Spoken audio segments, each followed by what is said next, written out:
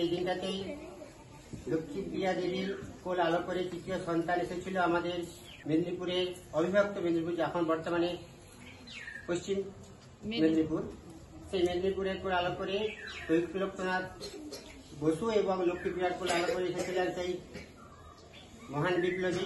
মাত্র 18 বছর বয়সে তাকে আমাদের এই মাতৃভূমিতে চলে যেতে হয়েছিল। তার এই দিনে আমরা কাকদ্দা নারায়ণচন্দ্র প্রাথমিক বিদ্যালয়ের ছোট্ট প্রয়াস এটি আমরা প্রণাম জানাবো।